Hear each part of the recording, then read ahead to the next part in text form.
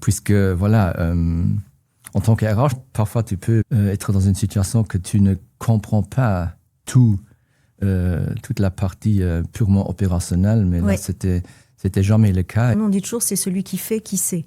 Et en général, quand on n'est pas passé par le terrain, c'est compliqué après d'aller donner des directives. On a beaucoup plus de légitimité en tant que leader. Effectivement, j'imagine que ça a été un grand avantage pour toi.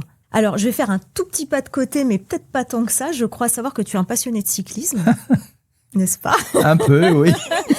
Tu le vois vraiment comme, quelque chose un échappatoire au stress quotidien, etc. Ou est-ce que tu y trouves parfois des parallèles avec ton rôle de RH ? Alors, je sais pas, peut-être l'endurance, la gestion de l'effort, peut-être la notion de collectif. Bon, déjà, il faut dire que passionné de cycliste, aujourd'hui, à 100%, c'est vrai.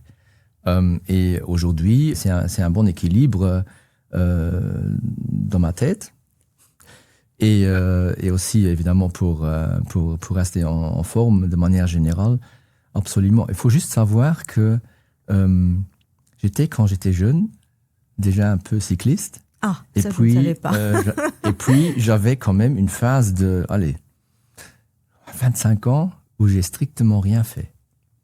Et c'est en fait Covid qui m'a fait remonter en selle. D'accord. Donc en fait, tu as fait une grande pause où tu faisais plus de. Très mais quand tu faisais rien, pas de sport, no sport. Si, du sport, oui, mais pas comme aujourd'hui et pas de manière si régulière. Oui, parce que là, tu le fais vraiment de façon sportive, quoi. C'est pas, je vais faire un petit tour en bicyclette le week-end. Oui, on est un groupe de collègues et à notre âge on a dépassé presque tous maintenant la cinquantaine.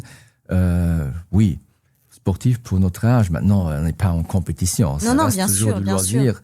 Mais oui, on se donne des challenges. Par exemple.